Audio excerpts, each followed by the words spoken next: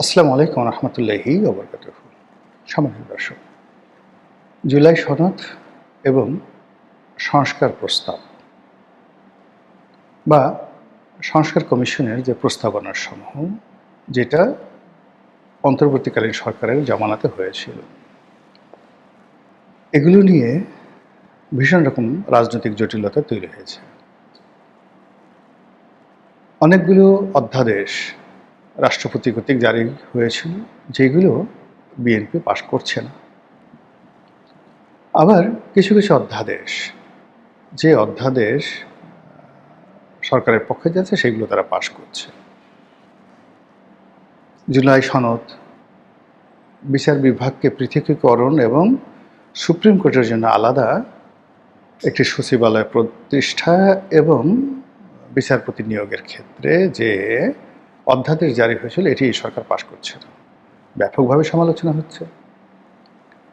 জুলাই সনদ নিয়ে যেভাবে স্বীকৃত হয়েছে, যেভাবে নোট অফ ডিসেন্ট দেওয়া হয়েছে, হোয়াট এভার মেবি, সরকার ওইদিকে যাচ্ছে না। যখন এই ধরনের কথাবার্তা হচ্ছে, সরকার শুধু বারবার সংবিধানের কথা বলছে। আর এটা নিয়ে পর্দার আড়ালে এবং পর্দার সামনে নানা রকম জটিলতা তৈরি হচ্ছে।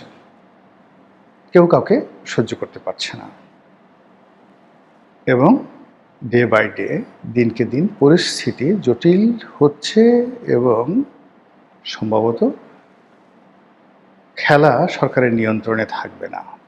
সম্ভবত খেলাধুলা বিরোধী দলের নিয়ন্ত্রণে থাকবে না। এখানে তৃতীয় পক্ষ, চতুর্থ পক্ষ, দেশি বিদেশি শক্তি ঘোলা পানিতে মাছ শিকারের চেষ্টা করবে।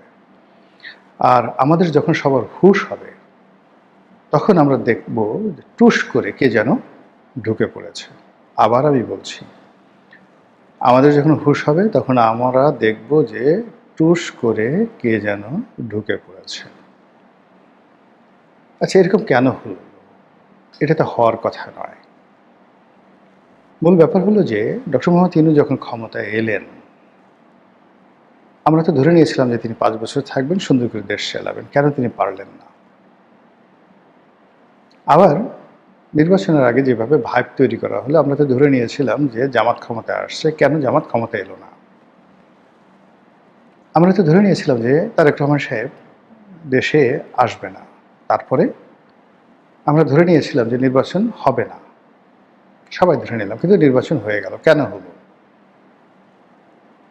বোঝার চেষ্টা করুন যে মানুষের যে স্বাভাবিক প্রেডিকশন, আশা আকাঙ্ক্ষা, ওর বাইরে যা কিছু ঘটে, দ্যাট ইজ ম্যাজিক্যাল। এবং সেখানে 2 নম্বর কিছু থাকে। মানুষের মুখে জয়, মানুষের মুখে ক্ষয়। মানুষ যেটা বলে, সেটা যখন ঘটে, তখন সেটা সফলতা লাভ করে, সার্থকতা লাভ করে। আর মানুষকে অবাক করে, মানুষকে চদু বানিয়ে, বেকুব বানিয়ে, আমরা আঞ্চলিক ভাষায় যেটাকে বলি ভোদাই, মানুষকে ভোদাই বানিয়ে যখন রাজনীতিতে, অর্থনীতিতে, সমাজে কোনো একটা ঘটনা ঘটে, যারা এর দ্বারা মানুষকে বেকুব বানায়, তারা খুব দ্রুত এমন বিপদে হয়ে যায়, তারা নিজেরাই তখন ভোদাই হয়ে যায়। কয়েকদিন পরে অনেকটা চোদনা হয়ে যায়। যেটা ঘটলো কি করে? অতীতে সবাই, এই যে যখন এরশাদ সাহেবের পতন হলো, এরশাদ সাহেবের পতন হলো তার একদিন আগেও দেখা গেল যে শাহ মুয়াজ্জেম সাহেব বিপুল বিক্রম নিয়ে বলছিলেন যে ক্ষমতা কি এরকম জিনিস যে এটা 0 পয়েন্ট হস্তান্তর করব। কিন্তু যখন ক্ষমতা হস্তান্তর হয়ে গেছে, তখন শাহ মুয়াজ্জেমের কাছে সেই খবর পৌঁছানোর আগেই ক্ষমতা হস্তান্তর হয়ে গেছে। বেগম জিয়ার খুব ঘনিষ্ঠজন কয়েকজন মানুষ আমাকে বলতেছিলেন যে ওনার একান্ত ঘনিষ্ঠজন একেবারে যখন ওনার পতন হবে 2006 সনে 1/11-এর সময়, তখন হারিস চৌধুরী থেকে শুরু করে আরও কয়েকজন যারা আছেন, তারা খুব দাপট দেখাচ্ছিলেন, আমাদের এটা আছে, ওটা আছে, আপনি ক্ষমতা হস্তান্তর করবেন না, ইত্যাদি ইত্যাদি ইত্যাদি ইত্যাদি। কিন্তু পরবর্তীতে যখন 1/11 ঘটে গেল, সবার আগে দেখা গেল যে ওই লোকগুলো নাই হয়ে গেছে। বেগম জিয়ার পাশ থেকে সবার আগে সেই লোকগুলো পালিয়ে গেছে। আর শেখ হাসিনা যখন পতন হলো, আপনি দেখেন তারা সবাই দুপুরের খাবার খাবে, খাবার রেডি, শাহী খাবার রেডি, গণভবনের সবাই খাবেন গরম গরম খাবার, একটু মুখে পানি দেওয়ার সুযোগ তাদের হয়নি, সেই খাবার বিপ্লবীরা গিয়ে খেয়ে ফেলল। এই অবস্থা আগামীতেও হবে, সবার জন্য হবে। কেন হবে? যদি রাজনীতির ব্যাকরণগুলো কেউ মান্য না করে। আমি একটা কথা খুব সহজ সরলভাবে বলেছিলাম যে লন্ডন বৈঠকে জনাব তারেক রহমান সাহেব এবং ডক্টর মোহাম্মদ ইউনূস তাদের মধ্যে একটা সমঝোতা হয়েছে। সেই সমঝোতার প্রেক্ষিতে বিএনপি ডক্টর মোহাম্মদ ইউনূসকে যথেষ্ট ছাড় দিয়েছে। যদি ইউনূস সাহেব বিএনপির সাথে বেইমানি করে তাহলে তিনি ক্ষমতায় থাকতে পারবেন না, তাকে অপমানিত লাঞ্ছিত হয়ে ক্ষমতা থেকে চলে যেতে হবে। সেকেন্ড থিং হলো, ইউনূস সাহেব যদি বিএনপির সাথে কৃত যে কমিটমেন্ট সেটা রক্ষা করেন, ক্ষমতা হস্তান্তর করেন, তাহলে বিএনপি ডক্টর মোহাম্মদ ইউনূসকে যে সকল আশ্বাস দিয়েছেন টু দি পয়েন্টে, কোনো রকম প্রশ্ন ছাড়া, কোনো রকম বাছবিচার ছাড়া এবং কোনো রকম নীতি নৈতিকতা ছাড়া যে কমিটমেন্ট দেওয়া হয়েছিল সেই কমিটমেন্টগুলো তাকে রক্ষা করতে হবে। আর সেই রক্ষা যদি না করা হয় তাহলে বিএনপির পতন হবে। এটা নির্বাচনের আগে কিন্তু আমি বলেছিলাম, নির্বাচনের আগে বলেছিলাম। এর কারণ হলো আপনি দেখেন আন্ডারওয়ার্ল্ডে এই যারা চোরা কারবারি করে, গডফাদারের যে ব্যবসা আছে, এই যে মারিও পুজোর যে গডফাদার বিখ্যাত সিনেমা হয়েছে, তারপর নোভেল আছে, সেখানে গিয়ে দেখবেন যে গোপনে যে সমঝোতা হয়, যেটা সাক্ষী কেবল আল্লাহ থাকে, এবং ওখানে যেখানে বিশ্বাস থাকে, একজন আর একজনকে বিশ্বাস করে, ওই বিশ্বাসটা যদি কেউ ভঙ্গ করে ওখান থেকে আল্লাহ বরকত উঠায় নেয়। এটা প্রেমের ক্ষেত্রে প্রযোজ্য। কোনো নারী যদি তার পুরুষের সাথে, প্রেমিক পুরুষের সাথে বেইমানি করে, আজীবন তার রূপ চলে যাবে, যৌবন চলে যাবে, সে মানে মৃত কঙ্কালে পরিণত হয়ে যাবে। একই অবস্থা কোনো পুরুষ যদি কোনো নারীর সঙ্গে তার সরলতা নিয়ে প্রচারণা করে, তার সব কিছু তছনছ হয়ে যাবে, সব কিছু। সে মানে রাজা হোক ফকির হয়ে যাবে, স্বাস্থ্যবান হোক কঙ্কাল হয়ে যাবে, ধনী হোক দরিদ্র হয়ে যাবে। এরকম রাজনীতিতে সমঝোতা থাকে। একজন মানুষ রাজা হয়, raja is a not a single person, he is a institution, combination of many many power and element. ধরেন তারেক রহমান সাহেব হয়েছেন, আজকের তারেক রহমান সাহেবের পেছনে লক্ষ মানুষের দোয়া, লক্ষ মানুষের শ্রম ঘাম, লক্ষ মানুষের বিনিয়োগ, এগুলো কড়াই গণ্ডায় রাজাকে বুঝিয়ে দিতে হয় ক্ষমতা লাভের পরে। আর এই কাজটি যদি তিনি করতে না পারেন তাহলে তার কর্মের ফলে তার কোনো উপকারী বন্ধু তার ব্যাপারে দীর্ঘশ্বাস ছাড়ল, তার কোনো সাহায্যকারী বন্ধু তার কাছ থেকে মুখ ফিরিয়ে নিল, তার যে উপকারী বন্ধু তার দ্বারা প্রতারিত হলো এবং অবমূল্যায়িত হলো। এই যে দীর্ঘশ্বাস, এই দীর্ঘশ্বাস রাজার চলার পথে বা তারেক রহমান সাহেবের চলার পথে ভীষণ রকম একটার পর একটা বিপর্যয় এবং বাধা তৈরি করবে এবং তার বুদ্ধির দরজা বন্ধ করে দেবে। তিনি ভালো সিদ্ধান্ত নিতে পারবেন না, তার চোখের উপর পর্দা পড়ে যাবে, মনের উপর পর্দা পড়ে যাবে, সে একটার পর একটা ভুল করতে থাকবে। এই জন্য আল্লাহ বারবার বলেছেন ওয়াম্মা বিনিয়ামতি রাব্বিকা ফাহাদ্দিস। তার আগে আবার বলছে যে আল্লাহ রাসূলকে উদ্দেশ্য করে আল্লাহ বলছেন আলাম ইয়াজিদকা ইয়াতীমান ফাওয়া, হে নবী আমি কি আপনাকে ইয়াতিম হিসেবে পাইনি, তারপর আমি কি আপনাকে আশ্রয় দান করিনি। এভাবে আল্লাহ যাদেরকে ক্ষমতা দেন তাদেরকে বলে যে তোমাকে যে আমি ক্ষমতা দিয়েছি ওয়াম্মা বিনিয়ামতি রাব্বিকা ফাহাদ্দিস, এই ক্ষমতার নিয়ামত তোমরা স্বীকার করো, শুকরিয়া আদায় করো। আর যখন তুমি আশ্রয়হীন ছিলে, অসহায় ছিলে, দুর্বল ছিলে, তখন এই সমাজের আমার যে অক্সিলারি ফোর্স রয়েছে, আমার যে সুলতানা নাসিরা রয়েছে, সাহায্যকারী শক্তি রয়েছে, আমার বান্দা রয়েছে, বান্দি রয়েছে, পশু রয়েছে, পাখি রয়েছে, বৃক্ষলতা রয়েছে, সবাইকে আমি তোমার দিকে মোতওয়াজ্জা করে দিয়েছিলাম, এখন দায়িত্ব পালন করো। আর সেটা যদি না করে তাহলে আল্লাহ বরকত ছিয়ে নেন। তো সেই অর্থে এনসিপি, জামাত, ডক্টর মোহাম্মদ ইউনূস, তাদের সঙ্গে বিএনপির যে কমিটমেন্ট ছিল, আই ডোন্ট নো। এই কমিটমেন্টের কোনো নীতি নাই, নৈতিকতা নাই, কোনটা দেশের জন্য কল্যাণ, কোনটা অকল্যাণ, ডাজ নট ম্যাটার। যেহেতু এটা কমিটমেন্ট করেছে, এটা পূর্ণ করতে হবে। আর পূর্ণ না করলে এই সরকারের উপর থেকে আল্লাহ বরকত উঠিয়ে নেবেন। এটা হলো প্রকৃতির আইন, এর বাইরে যাওয়া যাবে না। এখন বাস্তবতায় আসি। সরকার জুলাই সনদ বাস্তবায়ন করবে তাদের মতো করে। আর জুলাই সনদ যেভাবে গৃহীত হয়েছে, যেভাবে লিখিত হয়েছে, যেভাবে প্রণীত হয়েছে, সেইভাবে সরকার রাজি না করবে না, এটা মোটামুটি নিশ্চিত। এটা নিয়ে সরকার টাগ অফ ওয়ারে চলে গেছে। সরকার মনে করছে যে এইভাবে যদি হয় তাদের ক্ষমতা কমে যাবে, বিরোধী দলের ক্ষমতা বাড়বে, তাদের কিছুই থাকবে না, ফলে তারা এটা পাশ করবে না।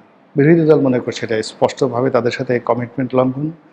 আর এটা যদি তাদের ইচ্ছে মতো না হয়, আগামীতে সরকার তাদেরকে স্কুইজ করবে, তাদের বিরুদ্ধে পুলিশ হত্যার মামলা হতে পারে, আরও অনেক কিছু হতে পারে, এবং এটা কোনো অবস্থাতে বরদাস্ত করা যাবে না। শেখ হাসিনা যদি ফিরে আসে তাহলে তাদের অস্তিত্ব থাকবে না, ফলে তারা সর্বশক্তি দিয়ে সরকারের এ সকল সিদ্ধান্তের ব্যাপারে তারা দ্বিমত পোষণ করবে, আন্দোলন করবে, লড়াই করবে, সংগ্রাম করবে।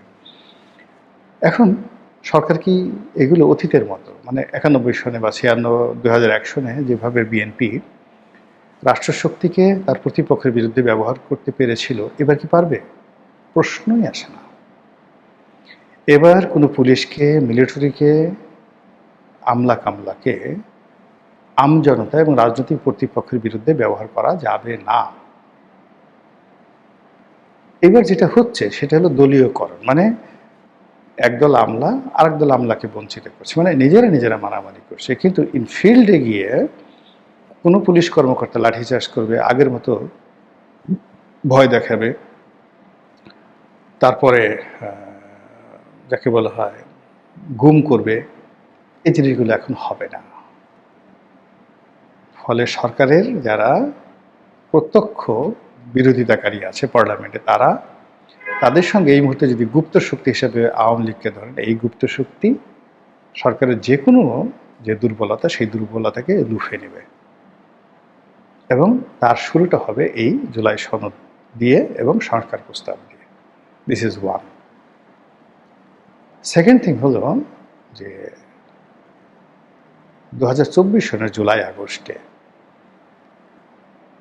যে শক্তিটা ছিল রাজপথে, তাদের মধ্যে মিলিটেন্সি ছিল, তাদের অস্ত্র ছিল, অর্থ ছিল, ঐক্য ছিল, বুদ্ধি ছিল, প্রজ্ঞা ছিল, তার একটাও কিন্তু কমেনি, বরং তারা এখন আরও বেশি অভিজ্ঞতা সম্পন্ন, বেশি ধনশালী, এবং অতীতের যে কোনো সময় আসছে তাদের আত্মবিশ্বাস অনেক বেশি। আপনি ধরেন এই 18 মাস নাহিদ, আসিফ মাহমুদ, সজীব ভুঁইয়া, হাসনাত, সার্জিস, তারা যেভাবে চলাফেরা করার পরে তাদের যে শক্তি বেড়েছে, কনফিডেন্স বেড়েছে, তারা এখন কে প্রধানমন্ত্রী, কে মন্ত্রী, এদেরকে গণায় ধরার মতো অবস্থা তাদের নাই। বিশ্বাস এমন একটা জায়গা, আমি নিজেকে দিয়েই বলি। ধরুন আমি যখন সংসদ সদস্য হয়েছি, তখন একজন এসপি লেভেলের কর্মকর্তা বা ডিসি লেভেলের কর্মকর্তা, তাদের সঙ্গে কথা বলতে আমার সংকোচ হতো। একজন এসপি সাহেবের ফোন দিব, কি মনে করবে? একজন সচিবকে টেলিফোন করব বা তার রুমে ঢুকবো, এই বিশ্বাসই তো তখন হয়নি।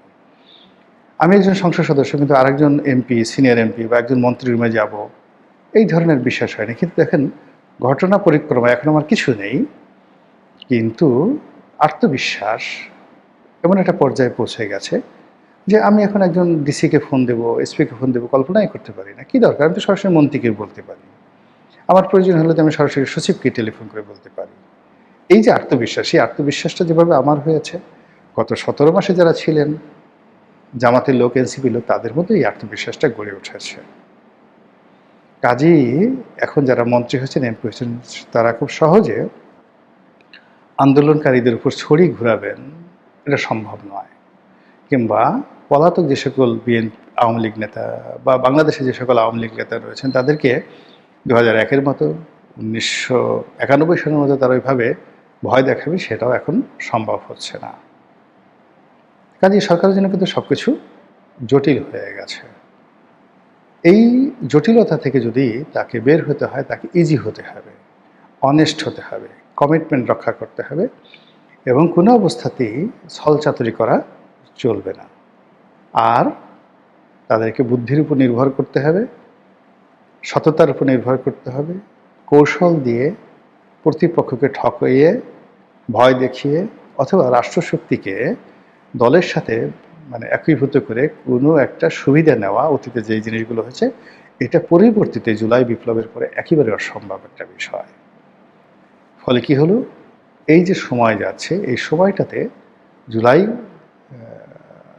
যেটা সনদ বা যাকে বলা হয় সংস্কার প্রস্তাব নিয়ে যে জটিলতা তৈরি হয়েছে, এখন সরকারকে যারা বুদ্ধি দিচ্ছেন, যখন বিরূপ পরিস্থিতি হবে তাদের কাউকে খুঁজে পাওয়া যাবে না। যেভাবে ডক্টর মোহাম্মদ ইউনূস এখন আলী রিয়াজকে খুঁজে পাচ্ছেন না, বদিউল আলম মজুমদার ইয়ানফসি করছেন, তারপরে ব্রিগেডিয়ার সাখাওয়াত ইয়ানফসি টু দি পাওয়ার 4, বদিউল আলমের সে 4 গুণ ইয়ানফসি করছে। ডক্টর মোহাম্মদ ইউনূস এখন আর সেই জনাব শফিক সাহেবকে খুঁজে পাচ্ছেন না, তার যে বিখ্যাত প্রেস সচিব, সাপোজ টু বি বাংলাদেশের তথ্যমন্ত্রী হবেন।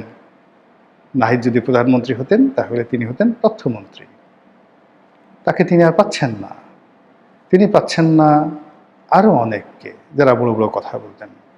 আপনি এখন আসিফ নজরুলকে খুঁজে আনতে পারবেন না, আপনি এখন রেজওয়ানাকে সামনে আনতে পারবেন না। কোনো টকশোতে আপনি ইউনূসের পক্ষে একটা টুশব্দ করার মতো, পক্ষে বলার মতো কোনো টেলিভিশন 1 লাখ টাকা দিয়েও কোনো উপদেষ্টাকে আনতে পারবেন না। সে বলবে আমি ঘর থেকে বের হব না, আমার সেফটি সিকিউরিটি কে দেবে। যদি এই অবস্থা হয় অল্প কয়েকদিনের মধ্যে, ফলে এখন যারা সরকারকে দুষ্ট বুদ্ধি দিচ্ছেন, এরা যেভাবে আওয়ামী লীগের 17 বছরে এদের কারো টিকিটই দেখা যায়নি, কারো কণ্ঠে শব্দ ছিল না, কারো কলমে কালি ছিল না, কারো পরনে পোশাক ছিল না, দিনের আলো যাদের অসহ্য ছিল, রাতের অন্ধকার ধান ক্ষেত যাদের প্রিয় ছিল, সে মানুষগুলো এখন হামবীর হয়ে গেছেন, মহাবীর হয়ে গেছেন। আমি হামবীর, আমি মহাবীর, আমি ধূমকেতু, আমি উল্কা, বিদ্রোহী কবিতার মতো। এটা আবার যখন দুঃসময় আসবে, এদের কাউকে খুঁজে পাবেন না, কাউকে দেখতে পাবেন না। সেই সময় পক্ষে দাঁড়াবে কে কে তাও বলা যাচ্ছে না। যেভাবে আওয়ামী লীগের মতো লোক 17 বছর বসে 17 জন মানুষ তৈরি করতে পারেনি, এই বিপদের সময় বাংলাদেশে দাঁড়িয়ে একটা উহ শব্দ করতে পারে, এরকম আওয়ামী লীগের যেমন লোক নেই। বিএনপির অবস্থা কি হবে? আওয়ামী লীগের চেয়ে খারাপ হবে না ভালো হবে, এটা আপনারা এই সিদ্ধান্ত নেন। আসসালামু আলাইকুম রহমতুল্লাহি ওয়া বারাকাতুহু।